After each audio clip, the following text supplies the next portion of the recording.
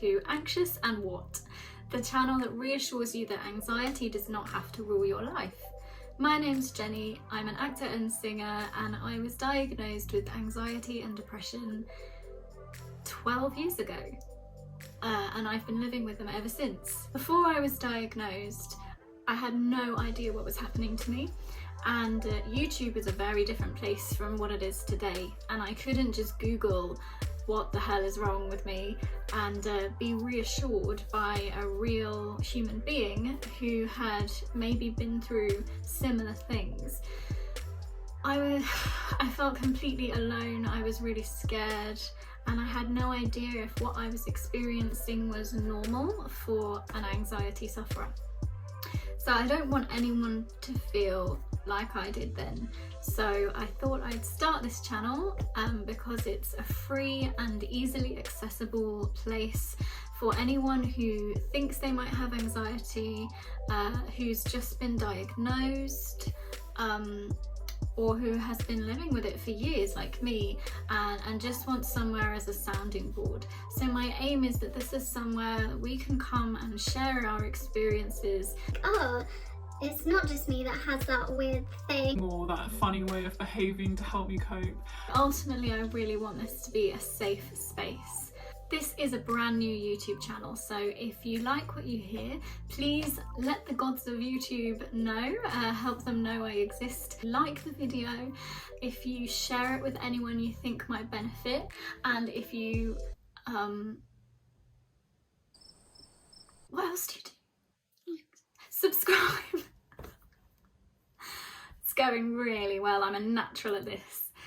If you subscribe and also click the little notification bell, I'm aiming to upload once a week, and every week we'll be discussing something different. These areas might be your sleep, your relationships, your work or college, loads and loads. It's never ending. I created a list and I gave up because it was just so long. We'll also discuss topics like when do I get medication? Is medication the right path for me? When and how do I seek therapy? What is a panic attack and how do I stop one from happening?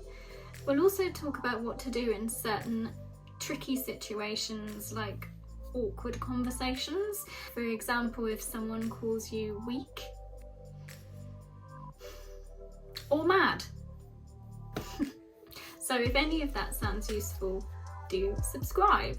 I'm really looking forward to getting to know people, so do comment down below, say hi, and we can start some important conversations. The more people talk openly on places like YouTube about their mental health, the easier it becomes for the world to lift that taboo of talking about it, which is so important to me, and I'm sure it's important to lots of people. This is where I should point out that I am not a medical professional in any way, and I'm gonna run my jazzy little legal disclaimer now.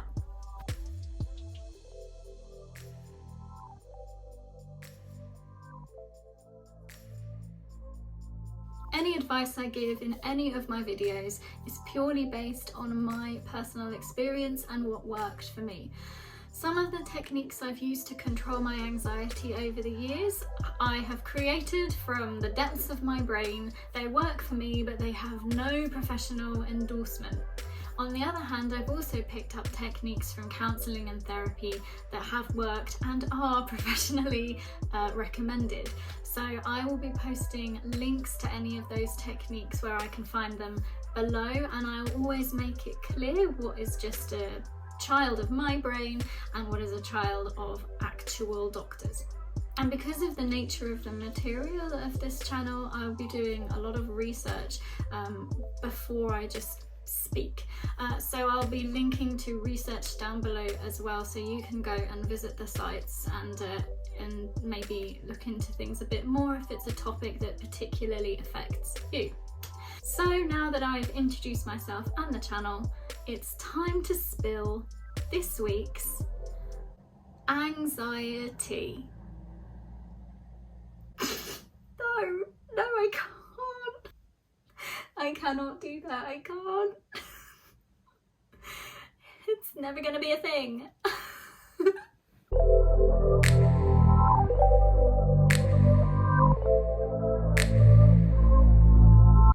this week covers symptoms and behaviours that I experienced as a direct result of my anxiety.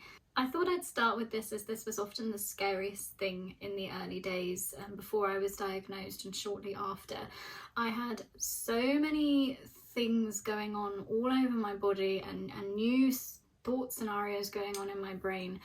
I really had no idea what was happening and it was really scary. I thought I was falling apart and I could not believe that all of these things were being caused by anxiety. So many of us experiencing anxiety in the early days have to deal with this new situation, these new physical symptoms that seem to have no rhyme or reason, and these new thought patterns emerging. Now, I'm not saying you'll get all of these or even any of them. This is just how I felt. But for any of you out there that are experiencing odd things, I hope the long list coming up reassures you that you're not alone, that things you're experiencing have been felt before. They're not life-threatening. They're not even life-changing. You can learn to live with them and hopefully one day make them completely disappear. So here we go, a list of every symptom and behaviour that I experienced as a direct result of anxiety in 12 years. Large or small, painful or just weird. Sometimes I was aware that I was very anxious and other times I thought I was okay until the symptoms appeared and let me know otherwise. So let me know in the comments below if you have experienced any of these. Tingly lips, tingly nose, tingly fingers, tingly toes. I'm a poet and I know it. Tingly cheeks, whole body tingling. There's a whole lot of tingling going on. Numb toes, hot flashes, feeling cold, light sleeping, insomnia, fatigue, oversleeping.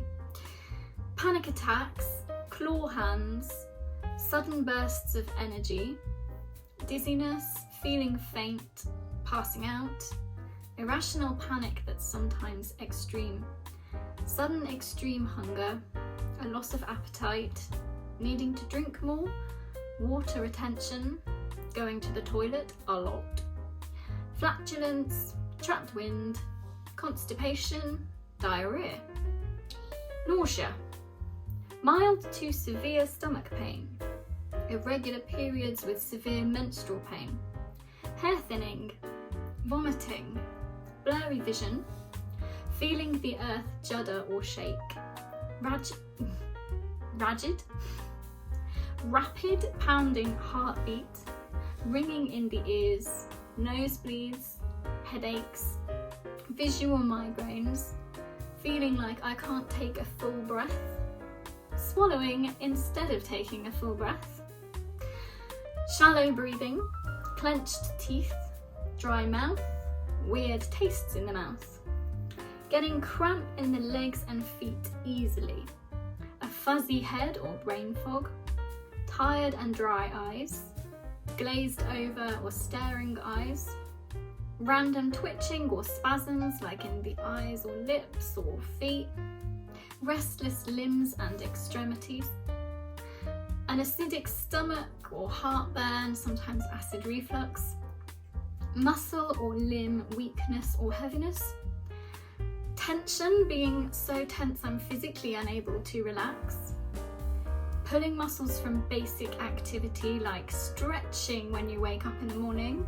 or going for a short walk, feeling shaky, getting food or drink cravings, slurring or stammering or stumbling over words, not seeing things right in front of me, memory loss, feeling shivery, being teary or crying easily, physically wanting to hide. I did that once behind a pair of curtains. Irritability, feeling antisocial, having a sensitivity to noise, vivid dreams, not wanting to engage in conversation or speak at all, low sex drive, a trembling or weak voice, agoraphobia, that was a big one for me, we'll be talking about that in detail in another video, vertigo, extreme mood swings, paranoia, visual disturbances, hearing of voices, and once in my case, bird song, that was nice. Obsessive thoughts, and that could be about absolutely anything. Thoughts of suicide or self-harm, obsessing over food and energy levels. This is probably still my biggest issue, and again we'll be talking about that in a later video. Retreating into daydreams, feeling there aren't enough hours in the day, feeling I'm letting myself and others down, extremely negative thinking, really pessimistic thoughts, thinking I'm a burden on others, being angry with myself and my anxiety, embarrassment, trying to hide my anxiety or trying to rationalize or normalize why I'm acting strangely, exaggerating my symptoms in order to get out of something I felt I couldn't face, no shame here, procrastinating, and finally, after all that, hypochondria. You think? Oh my god.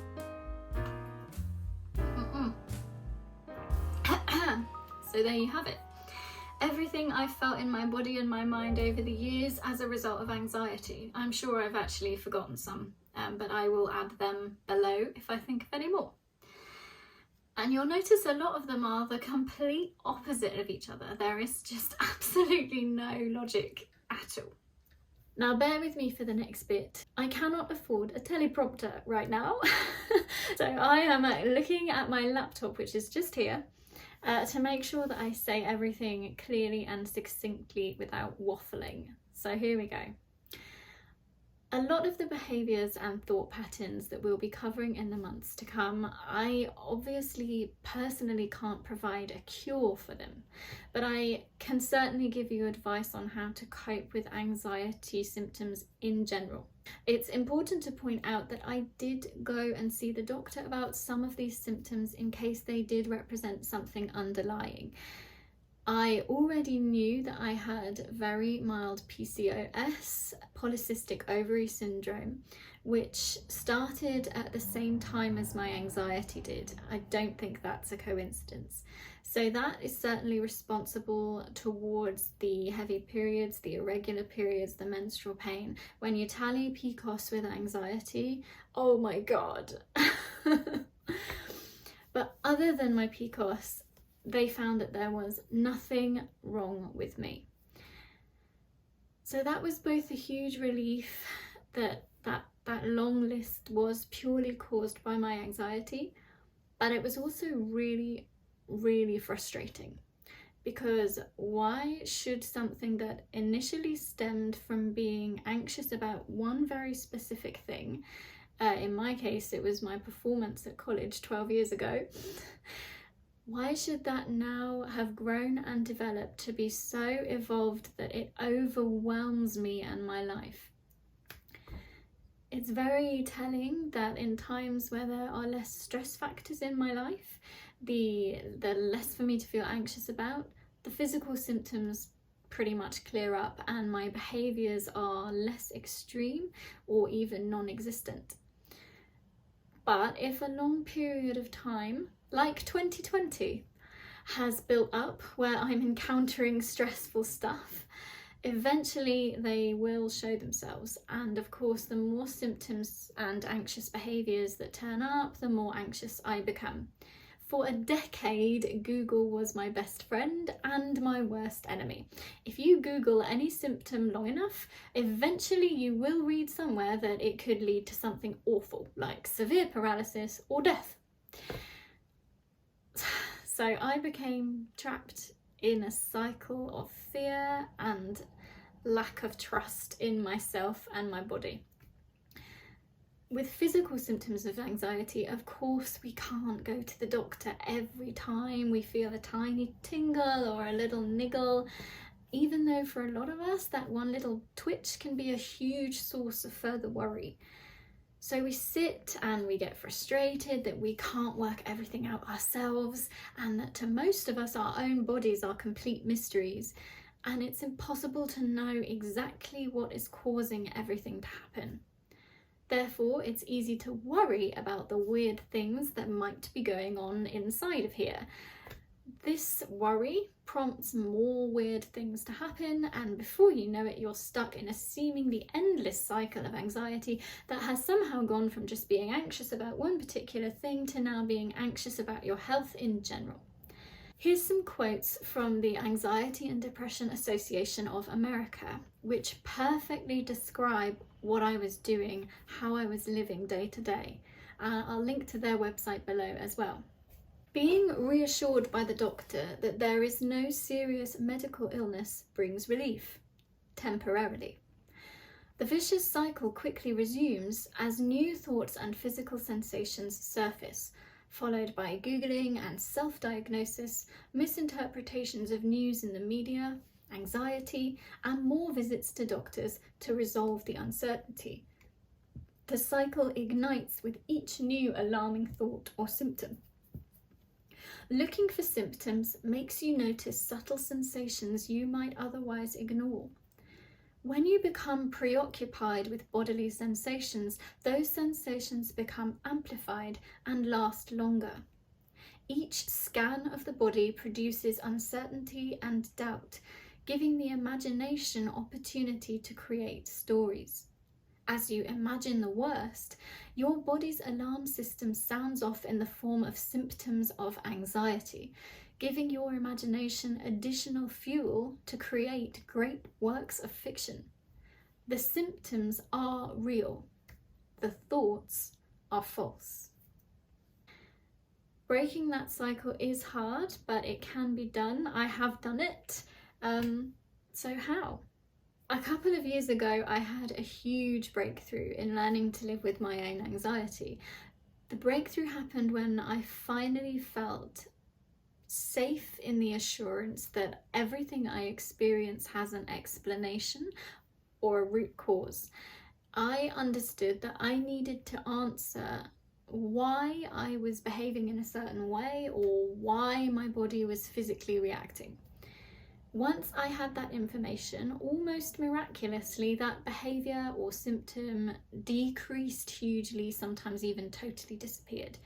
I knew I needed to get to a stage where I could say, this sensation is happening because of your anxiety. If you can stop scanning your body for it, if you can stop being fearful of it, it will eventually go away. It sounds great, like a magic cure, but I got there the long way around. The first thing I did was to seek reassurance. If it puts your mind at rest, which it will, go to the doctor and get your physical symptoms checked out if you haven't yet. Show them you're serious, be firm, and ask to see someone else if they don't take you seriously. A doctor should support you in your journey to reduce your mental health issues. And if you present with symptoms that could also be something physical, they should want to get to the bottom of it too. I said to mine, look, I'm sure a lot of these physical symptoms are caused by stress and anxiety, but if we could write off any other serious causes, that will give me a much better place to tackle the anxiety from. So he checked my weight, my pulse, my blood pressure, and over a few months I had blood tests for glucose levels because of the cravings and the faintness, iron levels because of the chronic fatigue and the passing out, and any infections that might be lurking. If the results do show something up, then that is your why question answered. You know why you're experiencing these symptoms and you can start learning how to approach it. If your results are clear, this also gives you your why answer. For me, I was finally able to say these things in my body are simply happening because of anxiety.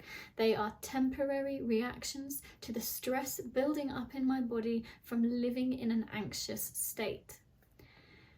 In the description below are links to 3 pages on a very clear and concise site that shows the effects of stress and anxiety. And for me, it was like reading a who's who of my symptoms. And more importantly, how to reduce or stop them.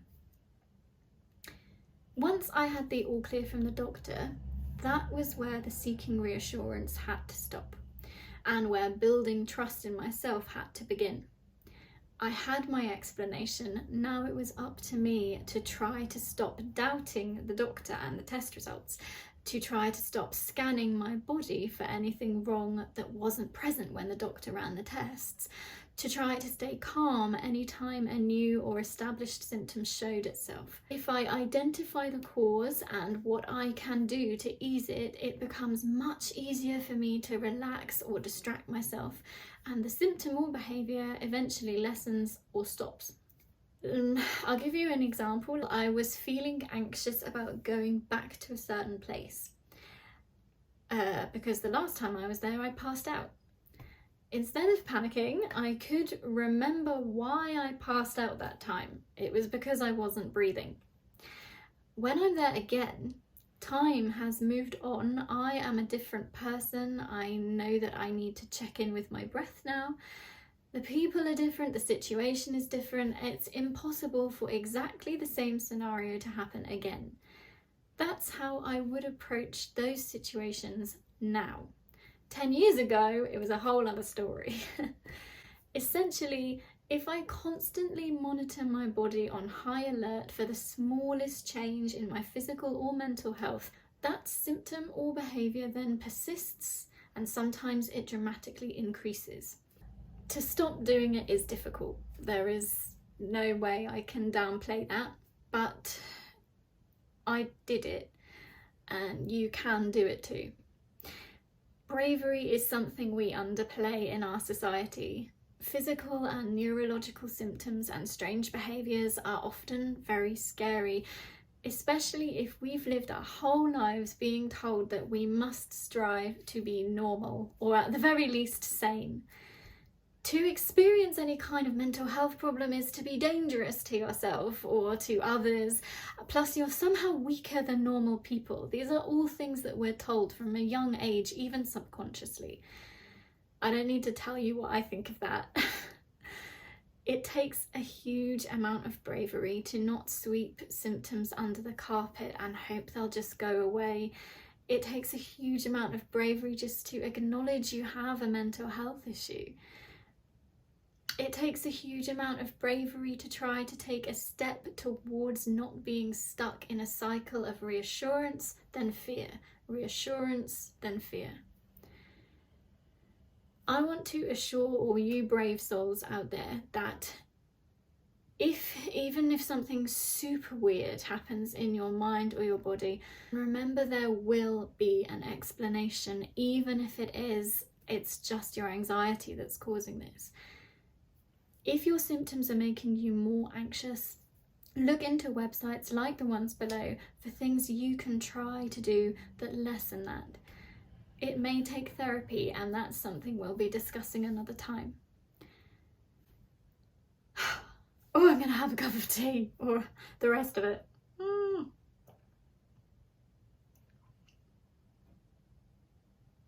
It's hard, this YouTubing lark, isn't it?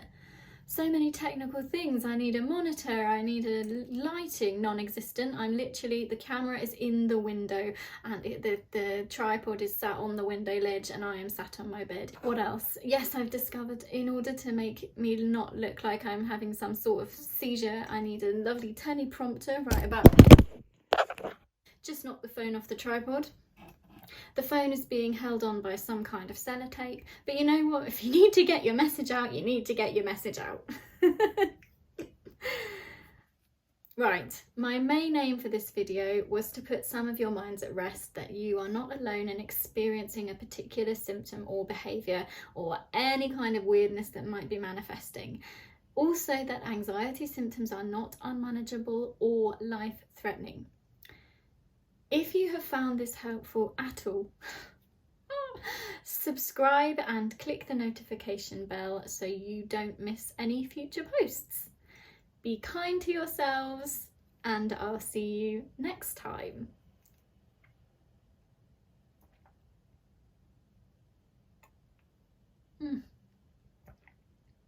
The tea is jasmine. I really recommend it. Hello and no. Hello and welcome to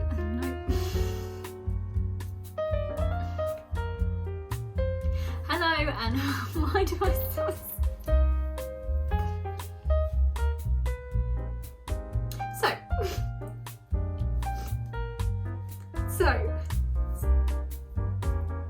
So this week